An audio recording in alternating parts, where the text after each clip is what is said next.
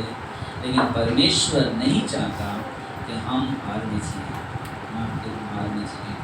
और ये हमारे लिए बहुत बड़ी सच्चाई है। हम लोग नीति वचन 17 अध्याय, नीति वचन यिर्मयाह 17 अध्याय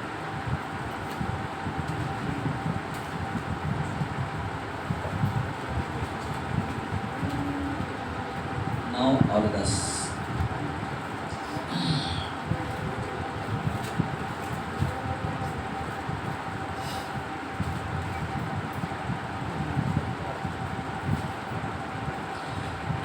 मिले सबको?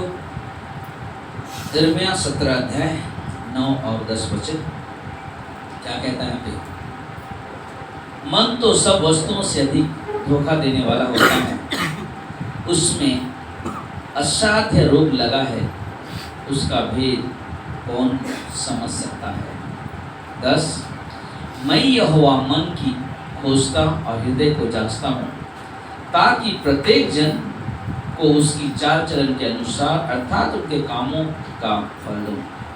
प्रार्थना करते हैं। परमेश्वर प्रभु यीशु धन्यवाद देते हैं, आज की सभा की अगुवाई करें और हम सभी से प्रभु बातें करें प्रभु यीशु के नाम से, आमीन। हमारी कमजोरी हमारी हार बन जाती है, लेकिन प्रभु परमेश्वर नहीं चाहते कि हम हार में जिए, कि हम हार में जिए। एक मिनट।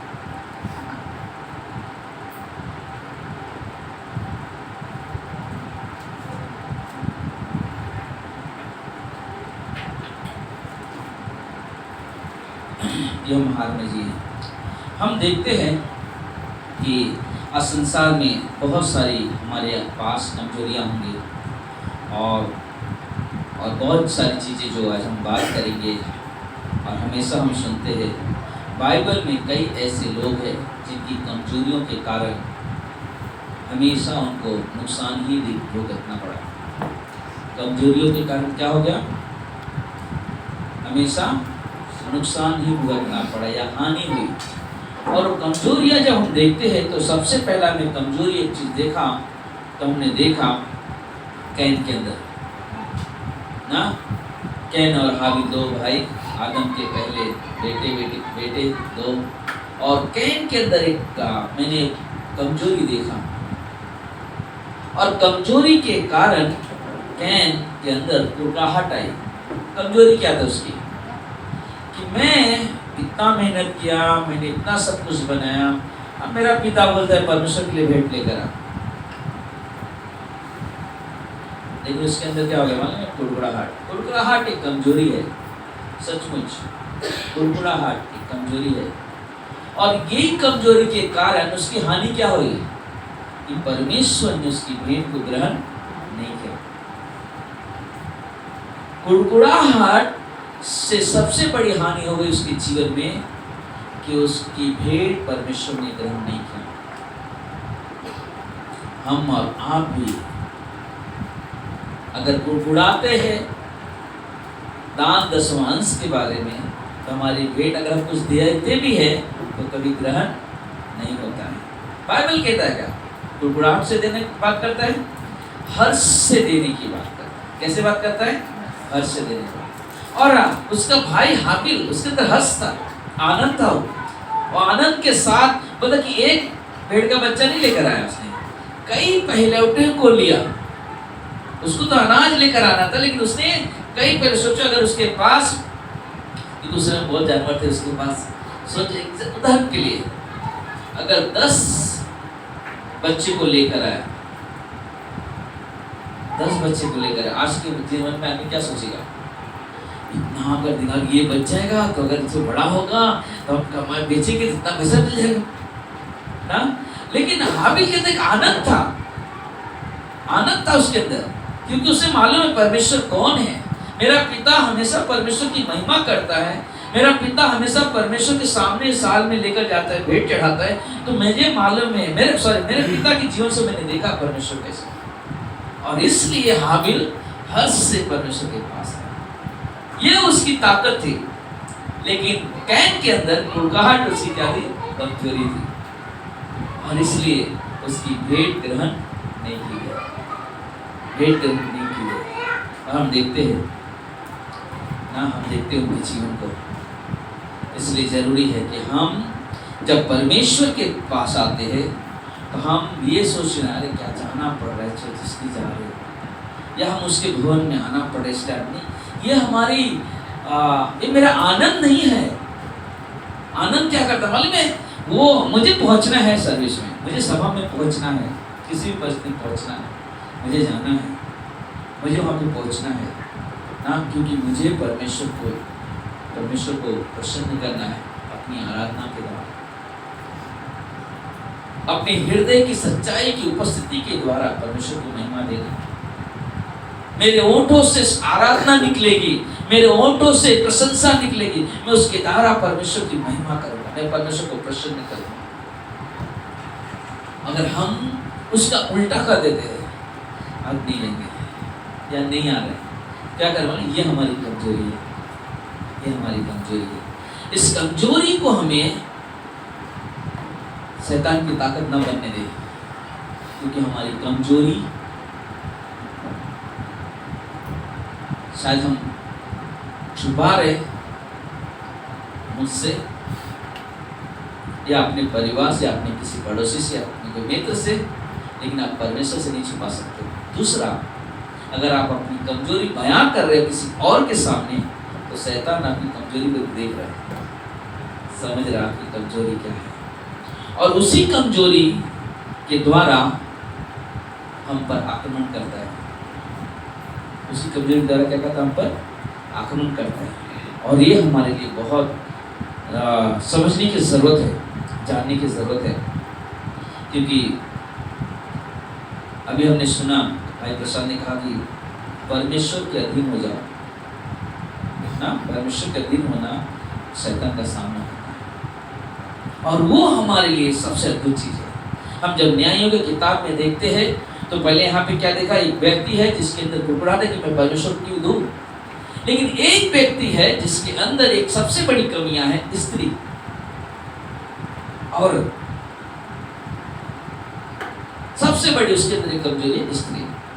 मतलब कि न्यायों की किताब में जब हम देखते हैं तो एक व्यक्ति है जिसका नाम है शिमशोन। 13 अध्याय में उसका जन्म होता है, लेकिन 14 अध्याय में हम बहुत कुछ उसके जीवन से देखते हैं कि उसका आदत बना हुआ रहता है, तो और लेकिन क्यों वो उस तरह से जीता है, वो कमजोरी है उसकी। लेकिन उसके पीछे एक सबसे बड़ा रहस्य की बात जो आज हम लोग जानेंगे, और ये हम लोग देखते हैं कि वो बहुत ही ताकतवर था, बहुत ही सामर्थ्य था, उसके अंदर बहुत पावर, बहुत सामर्थ्य। मतलब अगर 50-60 आदमी भी उसके पीछे पास आ जाए तो भी उसको रोक नहीं पाएगी, इतनी ताकतवर थे, इतना ताकतवर था वो, कोई भी उसके सामने रुक नहीं सकता। और बहुत सारे लोग उसके पीछे पड़े कि इसके ताकत का राज जाना है, खास करके लिए ना फलस्तीनी लोग, उनको एक चीज था कि इसको मारे कैसे, इसको बांधे कैसे, बहुत सारे उपाय ढूंढते हैं। लेकिन हम देखते हैं कि 14 अध्याय में कि वो पहले क्या करता है मालूम है, उनसे कहता कि मैं एक पहेली तुम्हें बुझाता हूँ। पहेली क्या है? 12 वचन में लिखा है 14 अध्याय के। शिमशोन ने उनसे कहा, मैं तुमसे एक पहेली कहता हूँ, यदि तुम इस भोज के सातों दिनों के भीतर उसे पूछकर अर्थात बता दो, तो मैं तुमको 30 कुर्ते और 30 जोड़े कपड़े दूंगा, और यदि तुम उसे न बता सको तो तुम मुझको 30 कुर्ते और 30 जोड़ी कपड़े दोगे। उसने कहा उन लोगों ने कि अपनी पहेली कह कि हम उसे सुने। पहेली क्या? उसने कहा, खाने वाले में से खाना और बलवंत में से मीठा वस्तु निकली। बलवंत में से मीठी वस्तु में निकली। इस पहेली का अर्थ वे 3 दिन के भीतर न बता सके। 7 दिन के अंदर बताना था, 3 दिन के अंदर नहीं बता सके। वो लोग क्या सोचा मालूम है, ये तो हमें नहीं बताएगा, लेकिन एक दिन पे जरूर बता सकता है क्यों ना हम उसकी पत्नी को पकड़े। तो उसके पास जाते हैं लोग, उससे बोलते कि तू उससे पहला फुसला के निकाल के उसके अंदर रियल में से क्या है रहस्य। तो क्या कहते मालूम है, उसका जो अर्थ होता है उसने अपनी पत्नी को बताया, पत्नी ने क्या हम लोगों को बताया। पहला चीज हम लोग देखते हैं। फिर उसके बाद वो आगे बढ़ता है। आगे बढ़ने के बाद वहां पे हो गया, फिर वो क्या करता है 16 अध्याय में देखोगे तो एक और हिस्ट्री मिलती है। पहला वचन में लिखा है 16 में कि एक वेश्या के पास जाता है, वहां से निकलता है, फिर एक दलीला करके एक औरत मिलती है। दलीला से प्रेम हो जाता है, उसके साथ रहने लगता है, लेकिन मालूम में फिर भी फलिस्तीनी ढूंढ में थे इसको कैसे मारे हम, इसको कैसे मारे हम। तो लोग क्या करता मालूम में, दलीला को क्या करता है लालच देते हैं, अगर तू इसे इसके रहस्य पहचान ले, इसके अंदर क्या सामर्थ्य है, इतना बलवंत क्यों है, तो बोला तब तुझे हम 1100 टुकड़े चांदी देंगे। 1100 चांदी के टुकड़े देंगे तुझे, तो इसका रहस्य निकाल कि इसके अंदर ताकत क्या है। क्या कहता मालूम है, पहला चीज जब वो बात करते हैं, जब टुकड़े की बात है तो उसके अंदर लालच आ जाता है, क्योंकि उस औरत के अंदर कमजोरी होती है, और इसके अंदर कमजोरी क्या है इसलिए। तो यहाँ पे हम जब देखते हैं 7 वचन में बोलता कि 7 नई नई तांतों से बांधा जाऊं तो मेरा बल घट जाएगा। और लोगों ने क्या समझ गए कि अभी इसको अगर 7 तांत बल्कि धागे होते हैं, ऐसा बहुत मजबूत होते हैं, बोला अगर उससे बांध दोगे मुझे 7 तांतों से तो मेरी ताकत खत्म हो जाएगी। तो सबको बड़ा ऐसी सी बातों बांधती है, तो बोलते अरे देख परिस्थिति से मांगने है, निकल जाता है उसमें से। फिर बोलता नहीं तो मुझे झूठ बोलता है, वापस उसको बोलते तो वापस नहीं दे, तू सच सच बता। 11 वचन में कहता यदि मैं नई नई रस्सियों से किसी काम में न आई हो बांधा जाऊं तो मेरा बल घट जाएगा। कोई और रस्सी जो कभी उपयोग में ना आया हो किसी बांधने में, तो उससे मेरा बल घट जाएगा। फिर उसको फुसलाती बात करती है, ये बात सुनने के बाद बांध देती है उसको। फिर आवाज बोलती है अरे मालूम है फलस्तीनी आती है पकड़ने के लिए, तो सब तोड़ ताड़ के निकल लेता। फिर बोलता है कि ये तो अभी भी मुझे रहस्य नहीं बता। तो कहता क्या मालूम, देखते हैं 13 वचन देखते हैं। तब दलीला ने सिमसोन से कहा अब तक तू मुझसे छल करता और झूठ बोलता आया है, अब मुझे बता दे कोई तू काहे से बच सकता है। उसने उससे कहा यदि तू मेरे सिर की 7 लटे ताने किए से गुने तो बच सकूंगा। उसने उसका खूंटी से जकड़ा, तब उसने कहा हे शिमशोन फलिस्ती तेरी घात में आए हैं। तब वह नींद से जाग उठा और खूंटी ना धर्म में से उखाड़ कर उसे तान में से निकल गया, बाहर आ गया। फिर भी नहीं रुक पाए। फिर क्या आप देखो उसका एक और सब। तब दलीला ने उसे कहा तेरा मन तो मुझसे नहीं लगा, यानी तू मुझसे प्रेम नहीं करता है। फिर तू क्यों कहता है कि मैं तुझसे प्रीति रखता हूँ? तूने तो 3 बार मुझसे छल किया और मुझे नहीं बताया कि तेरे बड़े बल का भेद क्या है। नहीं बताया तेरे अंदर ताकत कहाँ से आई। 16 देखो क्या कहता है, इस प्रकार जब उसने हर दिन बातें करते करते उससे तंग किया और यहाँ तक किया कि उसने नाक में दम कर गया, तब उसने अपने मन का सारा भेद खोल कर उसे कहा सिर पर छुरा कभी नहीं फिरा, क्योंकि मैं माँ के पेट से ही परमेश्वर का नाज़िर हूँ।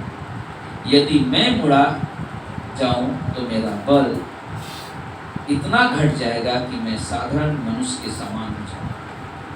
क्या किया? आप अपने सच्चाई को उसने प्रकट कर दिया। कहाँ था उसका बल, कहाँ था उसकी सामर्थ? उसके बालों में। उसके बाल में कभी छुड़ा नहीं। जैसे यीशु मसीह को नाज़री कहा जाता है, मालूम है?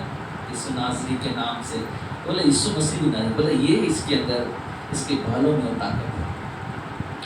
और वहाँ पे जब उसने भेद उसका ले लिया, बोला यह देखकर कि उसने अपने मन का सारा भेद मुझे कह दिया, तो दलीला ने फलिस्तीनियों के सरदारों के पास कहला भेजा, अब की बार फिर आओ, क्योंकि उसने अपने मन की बात सब भेद मुझसे बता दिया है। इसलिए फलिस्तीनियों के सरदार हाथ में रुपए लिए हुए उसके पास आए।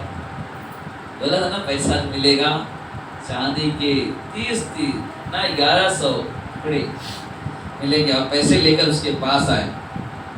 उसने उसे अपने घुटनों पर सुला रखा और एक मनुष्य बुलाकर उसके सिर के सातों लटी मुड़वा डाली और उसको दबाने लगी और वह निर्बल हो गया। तब उसने उससे कहा, हे सिमोन, फलिस्तीनी तेरी घात में आए हैं। तब वह चौंक कर सोचने लगा, मैं पहले के समान बाहर जाकर झटकूंगा। वह तो न जानता था कि यहोवा उसके पास से चला गया। मतलब जब तक परमेश्वर उसके साथ था, जब तक उसके साथ सर पे वो 7 लटे की 7 चोटियां थी उसके सर पे। देखते ना कोई लोग बाल से गांठ कट हो जाते हैं, मतलब ऐसा। मतलब तब तक परमेश्वर के ऊपर, लेकिन उसने क्या किया, अपने मन की बातें उसे बताया, उसे निकाल दिया। मानो उसके बाद उन्होंने उसको कमजोरी उसको पकड़ कर उसको तपोस दिया। लेकिन परमेश्वर नहीं चाहता कि हम अपने कमजोरियों के कारण हार में जिए। और वही सिमसोन जब हम आगे बढ़ते तो लोग उसको ना अंधा कर उसको लेकर आते, तो वो बच्चे से कहता कि मुझे उस खंबे के पास लेकर जा जहाँ पे पूरे बिल्डिंग रिपी हुई, और वहाँ पर लेकर जाता है। मैं मर जाऊंगा चलेगा, लेकिन उनको नहीं छोड़ूंगा। परमेश्वर से बल वापस मांगता है, उस बल के द्वारा उस महल को गिरा देता है। सब के सब मर जाते, भी मर जाते। समझ आप संदेश को, कि जब हम अपनी कमजोरियां जब बता देते हैं, वहीं पे हमारी हानि होती है। उसके पास ताकत था, लेकिन उसने क्या किया, अपनी कमजोरियों को बताया और दुश्मन ने उसमें क्या कर दिया, हावी हो गए। हमें बहुत जरूरी इस चीज को समझना, जानना क्यों ऐसा हमारे साथ होता है। क्योंकि नीति वचन के 20:5 में कहता है, मनुष्य के मन की युक्ति अथाह तो होती है, तो भी समझ वाला मनुष्य उसको निकाल देता है ना। सचमुच मनुष्य के अंदर क्या है, निकालना बहुत कठिन है, लेकिन जो उसको निकालना है तो उसको मीठा मीठा मीठा मीठा बोल के उसके अंदर की सारी बातें क्या करता है, निकाल देता है, और वो उसके लिए सबसे बड़ा हानि हो जाता है। इसलिए नीति वचन का 18:15 कहता है, समझ वाले का मन का ज्ञान प्राप्त करता है। समझ वाले का मन क्या करता है, ज्ञान प्राप्त करता है, और बुद्धिमान ज्ञान की बात की खोज में रहता है। बोलता हमेशा ये जरूरी है कि हम परमेश्वर की ज्ञान की खोज में रहे। समझदार बने ना, समझदार बने, अपनी कमजोरी ना दे। हम विश्वासियों की कई सारी कमजोरियां हो सकती है जहां पे दुश्मन हम पर आक्रमण करता है। सबसे पहला कमजोरी अगर हमारे अंदर मिल सकता है, बाइबल न पढ़ना, यानी वचन से दूर रहना हमारी कमजोरी है। अगर हम बाइबल नहीं पढ़ते हैं, ये वचन से दूर रहते हैं, ये हमारी कमजोरी है, और ये हमारे लिए हानिकारक हो सकता है। ये हमारी हानि, क्योंकि आपके पास वचन नहीं है जिससे आप सामना कर सको। क्योंकि जब यीशु मसीह के पास शैतान आया, तो यीशु मसीह ने क्या किया, वचन के द्वारा उसका जवाब दिया। मत्ती के 4 में देखते हैं ना, मत्ती के 4 में देखते हैं, वचन के द्वारा उसका जवाब दिया। बता हमारे और आपके जीवन में जब कोई चढ़ाव उतारा था, आपके पास वचन होना चाहिए उन समय में बोलने के लिए ना, उन समय में बोलने के लिए कि हेलो सुनो, मेरे पास वचन है, मैं कमजोर हूँ, परमेश्वर कहता है दृढ़ हो जा, मैं तेरे साथ,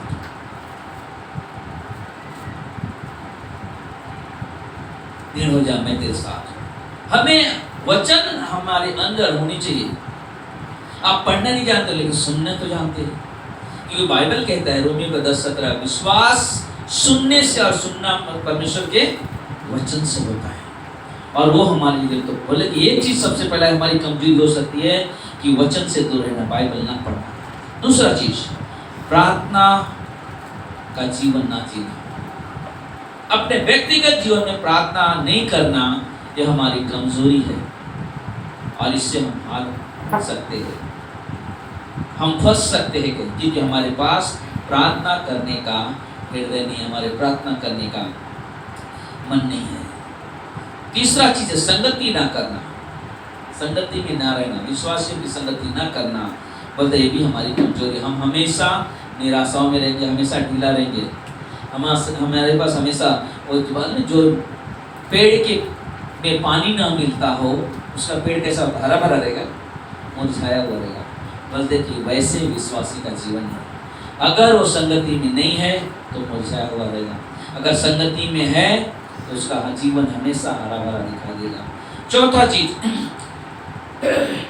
जो परमेश्वर की नजरों में बुरा है वही करना हमारी कमजोरी बन सकती है। परमेश्वर को जो चीज पसंद नहीं है, परमेश्वर को पसंद नहीं है कि हम अविश्वासियों की मंडली में घूमें। परमेश्वर को पसंद नहीं है कि इकट्ठा करने वाले के बीच में हम खड़े हो, लेकिन अगर हम वो करते हैं, ये हमारी कमजोरी है, क्योंकि हमारी कमजोरी हमें हार दिला सकती है। हो सकता है एक चीज और, हमारा बॉयफ्रेंड, हमारा गर्लफ्रेंड हमारी कमजोरी बन सकती है। जैसे मुझे परमेश्वर में चलना चाहिए, अगर मैं नहीं चल रहा हूँ तो मेरे लिए पॉइजन है, जहर है, चाहे स्त्री लड़की हो या लड़का। अगर हमारे विश्वास के कदम में रुकावट पैदा हो रहा है, वो मेरे लिए जहर के जैसा है। वो मुझे, पहला चीज, जो व्यक्ति या कोई लड़का हो या लड़की, अगर वो आपको चाहता है या चाहती है तो आपको हमेशा परमेश्वर प्रोत्साहित करेंगे बढ़ने के लिए, कहेगा बढ़ने के लिए। क्यों? क्योंकि वो परमेश्वर को जानता है या जानती है और वो चाहता है कि हम भी परमेश्वर में बढ़े, आप भी परमेश्वर में बढ़े। अगर नहीं कर रहे इसकी चीजें, वो आपका भला चाहता नहीं है या चाहती नहीं है, इसलिए आप अपने जीवन को पीछे ले जा रहे हो। और ये चीज हमें जानना बहुत जरूरी है, ये चीज हमें जानना बहुत जरूरी है। तो बोलते कि ये हमारी कमजोरी बन सकती है, और ये दो चीज बहुत महत्वपूर्ण है, खास करके हम जवान लड़के लड़कियों के लिए बहुत ही जरूरी है। छठा चीज, किसी के बातों में आ जाना हमारी कमजोरी है।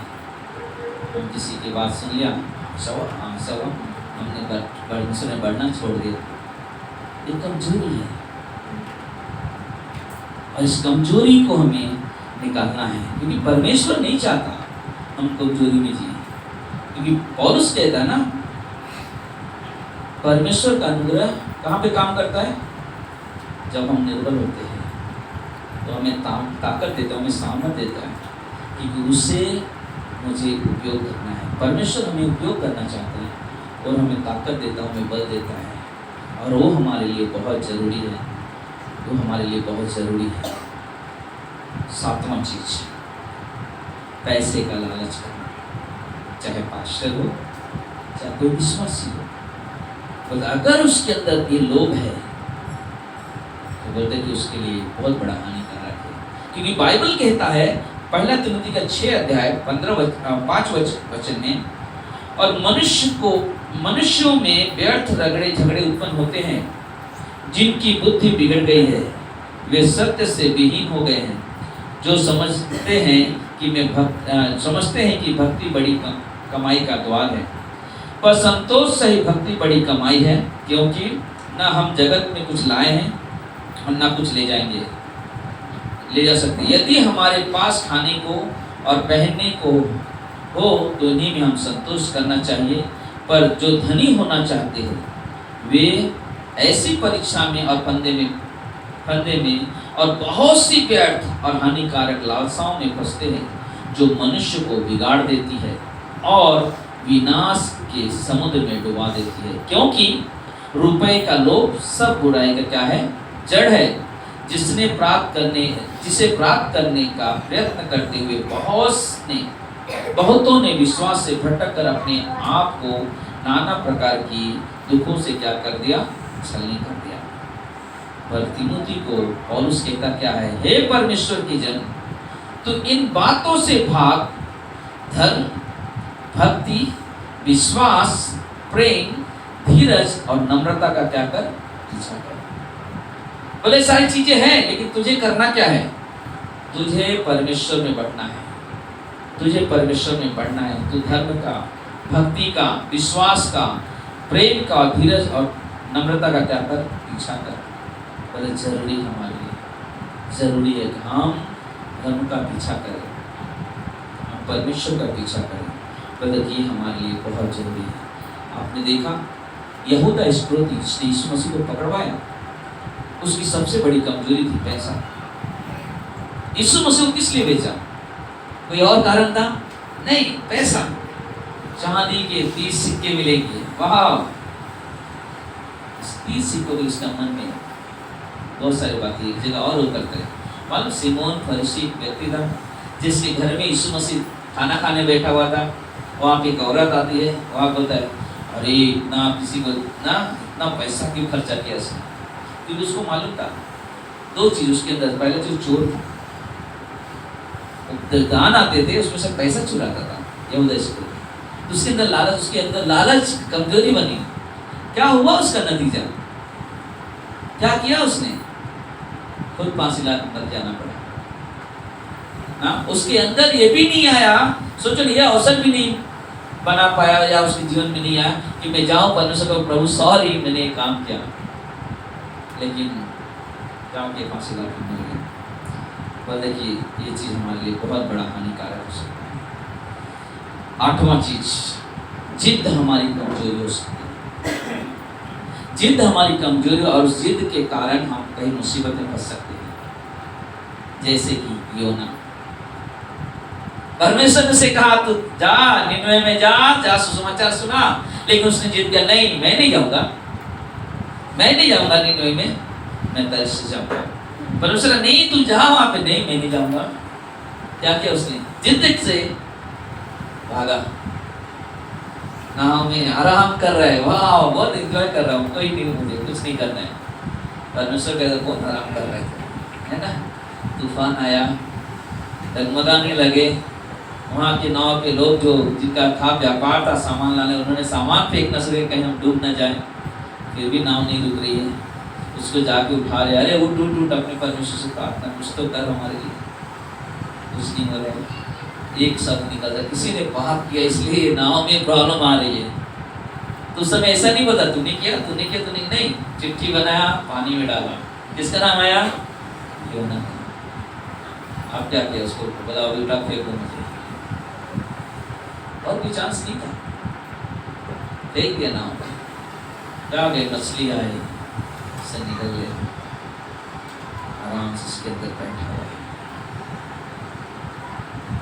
उस मुसीबत को समझा, उसने प्रार्थना किया, मछली के पेट में घुमा, उसे मालूम है परमेश्वर का भवन किस तरफ है, पेट में घूमता है, प्रार्थना करते हैं, उल्टी करते हैं, उल्टी होने को आने की, मछली उल्टी करते उसे देखते धूप है, तो परमेश्वर एक झाड़ू लगाता उसकी मदद के लिए, और आल से जा, मुझे जाना नहीं, आराम से सोया। परमेश्वर ने कीड़ा भेज दिया, खा लिया, फिर धूप लगे, फिर उठ गया।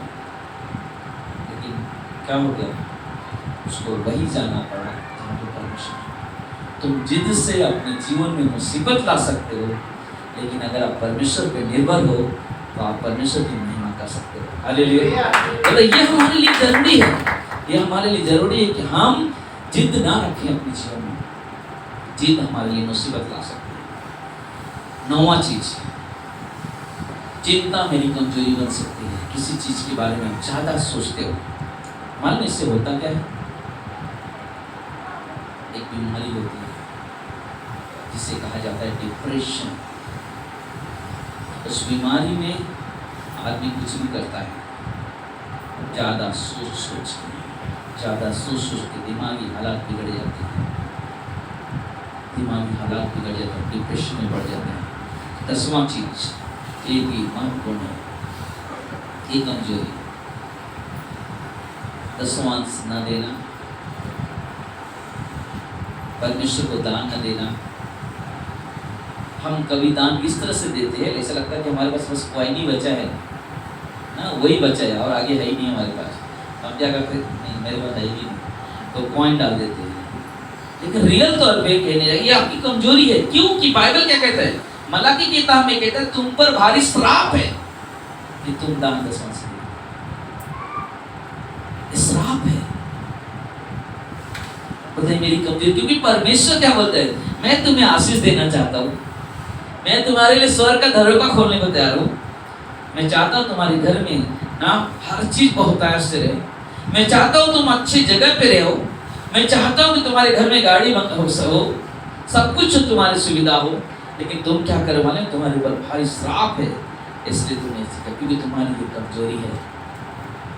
क्योंकि हम परमेश्वर के वचन को निगलेक्ट करते हैं, यानी कि अनदेखा करते हैं। हम उस पर ध्यान नहीं लगाते, हम उस पर ध्यान नहीं लगाते।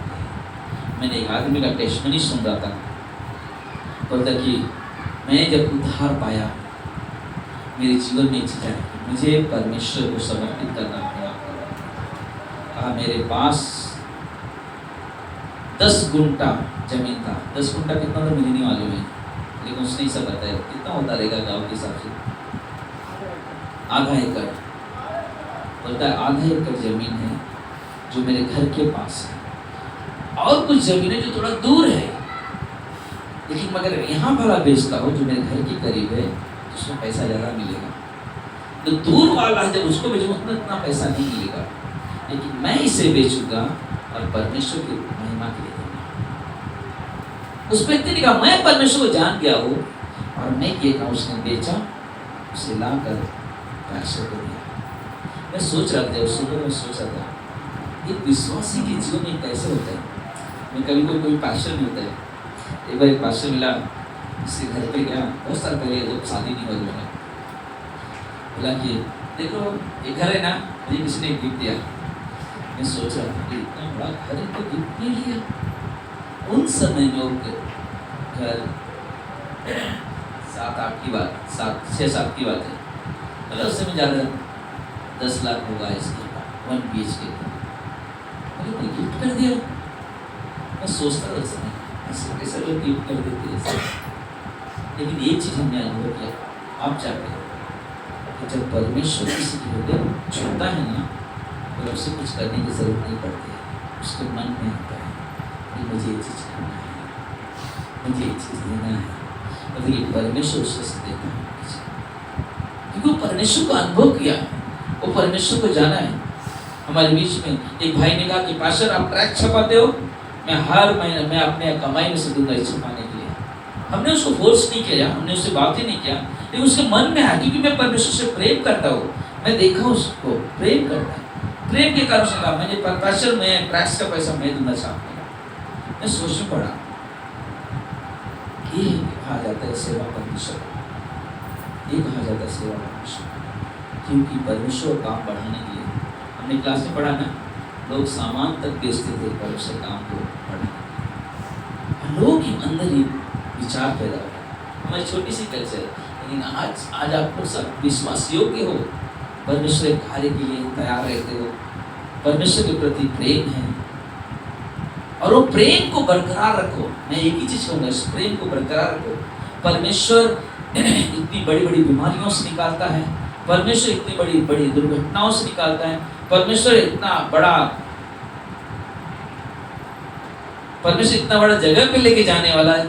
आज हम सोने को तरसते हैं, सोना सोने का मतलब वो नहीं सोना सोने को जो हम पहनते हैं ना, हम नहीं यानी कि आप पहनते, हाँ मेरे उंगली में है ऐसा हो, ये सब चीज हम तरसते हैं, मुट्ठी आया सोना। लेकिन परमेश्वर उस जगह पे लेके जाने वाला जहाँ पे हम सोने के सड़क पे चलेंगे। हालेलुया। सोने के सड़क पे चलना, सोने के महल में रहना, जहाँ पे हमारा परमेश्वर वहाँ पे विराजमान, उसके साथ रहना, वो हमारे लिए कितना अद्भुत पल होगा, कितना घड़ी होगी वो, वाह ना। चाहते कब वो पल जल्दी आए, कब वो पल जल्दी आए। हमें हमेशा उस परमेश्वर का इंतजार करो कि उस दिन जल्दी आ जाए, और दिन जल्दी आ जाए। कल मैं जगह गया था, किसी एक जन का डेथ हो गया था, वहाँ पे गया, हमने देखा तो वहाँ पे एक पास्टर ने प्रचार, हर प्रचार में एक ही चीज़ बोले, मेरे पास आशा है, मेरे पास आशा है, मेरे पास विश्वास है कि जाऊँगा यीशु के पास, एक दिन प्रभु यीशु आने वाला लेने के लिए। उन सारी चीज़ों को बता रहे सब लोग सुन रहे, बता रहे सबको बता रहे हमारे पास आशा है। या आदमी बढ़ के मर गया रमेश, उसके पास आशा है, इसलिए आज वो यहाँ पर शरीर है, आत्मा उसका परमेश्वर सब पता नहीं। मैंने सोच के, मैं घर पे था, मैं प्रार्थना कर, परमेश्वर क्या कोई अवसर ये कहीं ये ऐसा हो कि यहाँ भी मुझे एक संदेश सुनने को मिले ताकि लोग परमेश्वर आपको जान सके। वहाँ पे गया, पास्टर अपनी तरफ से जितना कोशिश प्रचार किया, आखिरी में वो पास्टर ने कहा, पास्टर आप कुछ दो मैंने परमेश्वर को धन्यवाद दिया, परमेश्वर धन्यवाद के निकल अवसर दिया, क्योंकि मैं घर से निकलने टाइम में प्रार्थना कर, परमेश्वर मुझे ये चीज़ मेरे मन में है, ये अवसर मिलना चाहिए। तब वहाँ पे जब सुसमाचार प्रचार किया, उनके चेहरे को देखा, ये लोग कितने अपने चेहरे में उदासी छाई हुई है, कितना इमोशनल प्यार है एक दूसरे के प्रति। उनके एक चीज़ पूछा, कितने लोग इस व्यक्ति से प्रेम करते हैं? उस टाइम में भी, नीरज टाइम में भी ये वर्ड निकाला था मैं, कितने लोग, सब लोग होते हैं प्रेम करते हैं। आप चाहते हो, सॉरी आप इसे प्रेम करते होगा, सबको नहीं, मतलब जब हम प्रेम करते हैं, ये नया चीज़ मुझे उस समय पवित्र आत्मा ने कहा कि अगर हम प्रेम करते हैं तो हम चाहते हैं साथ में रहे। एक पति पत्नी का प्यार, परिवार है हमारे पास, मैं बोला मेरी पत्नी, मेरे 2 बच्चे, तो हम कहीं भी हम सोचे कि नहीं मेरे परिवार में रहेंगे, साथ में रहेंगे। बोले अगर आप चाहते हो कि ये व्यक्ति वापस हमें मिले, एक ही जगह मिल सकता है, कहाँ है वो? अगर आप विश्वास करोगे, क्योंकि यीशु मसीह से 2000 साल पहले हमारे और आपके पापों के लिए, रमेश के पापों के लिए क्रूस पर बलिदान हुआ, कब होगा और तीसरे दिन जी उठा। अगर एक आदमी देखेगा तो कोई विश्वास नहीं करेगा। 4000 के ऊपर लोगों ने अपने हाथों से छू के देखा है, उसके साथ खाना खाया। अगर आप विश्वास करोगे तो आप जिस दिन अपनी दुनिया छोड़ेगी, हम उसको मिलने वाले हैं अपने प्रभु के पास। सभी ने मैंने कहा धन्यवाद परमेश्वर, इस अवसर को बहुमूल्य समझने का बुद्धि दिया, ज्ञान दिया, और लोगों ने उद्धार को ग्रहण किया। हमारे पास वो मौका मिलता है, हमारे पास अवसर मिलता है कि हम अविश्वासियों को सुसमाचार प्रचार करें। इसलिए बहुत जरूरी है हम परमेश्वर को अपना धाम मानते हैं, हम अपना संस्थान मानते हैं, हम परमेश्वर के करीब रहने वाले व्यक्ति बने, परमेश्वर के साथ चलने वाले व्यक्ति बने। हम अपनी कमजोरी को हार न बनाएं, हम अपनी कमजोरियों में परमेश्वर को देते हुए, परमेश्वर हमारे कमजोरियों को सामर्थ्य में बदलता है और हमें जीत दिलाता है, और वो हमारे लिए जरूरी है। हमें आइए हम लोग प्रार्थना करें। परमेश्वर प्रभु यीशु धन्यवाद देते हैं, सारा आदर, सारा महिमा, सारा गौरव आपको देते हैं। ये मेरे महान परमेश्वर, आपकी स्तुति, प्रशंसा, बड़ाई करते हैं। प्रभु आपके जैसा कोई नहीं प्रभु, आपके जैसा कोई नहीं प्रभु। हम आपसे विनती करते हैं प्रभु, जहाँ पे हर एक लोगों को प्रभु आपके हाथों देते हैं प्रभु जी। जो भी लोग जीवन में कोई कमजोरी होगी, उस कमजोरी को दूर करें परमेश्वर, उस कमजोरी को निकालें परमेश्वर। कोई भी कमजोरी क्यों हो इनमें से परमेश्वर, उन कमजोरी को निकालें प्रभु जी। सच्चाई उनके जीवन में प्रकट हो प्रभु जी, क्योंकि प्रभु आप नहीं चाहते कि हम विश्वासी हारने चाहिए परमेश्वर। इसलिए मेरे प्रभु जी हमें आपकी सहायता में, आपकी मदद की जरूरत है प्रभु जी। मदद करें, यहाँ पे आयु हर एक भाई बहनों की सहायता करें परमेश्वर, उनके जीवन में काम करें प्रभु जी। ये हमारी प्रार्थना है प्रभु आपसे, हमारी विनती है प्रभु जी। मदद करें मेरे परमेश्वर, मदद करें मेरे राजा, मेरे खुदा। धन्यवाद देते हैं प्रभु, धन्यवाद देते हैं परमेश्वर। आपकी स्तुति, आपकी प्रशंसा, आपकी बड़ाई करें। आप मार्ग हो, आप सत्य हो, आप जीवन हो। यहाँ पर लोग प्रभु अपने हाथों से आशीष देना परमेश्वर। कल जो हम पिकनिक जाने वाले परमेश्वर, अधिक से अधिक लोग तैयार हो परमेश्वर, और भी लोग बड़े परमेश्वर पिकनिक के लिए हो, ताकि परमेश्वर वहाँ पे जाकर प्रभु जी जो लोगों ने निर्णय लिया प्रभु जी सब संगति करें, आनंद मनाएं। प्रभु जी जो बपतिस्मा लेने वाले लोग हैं बपतिस्मा ले,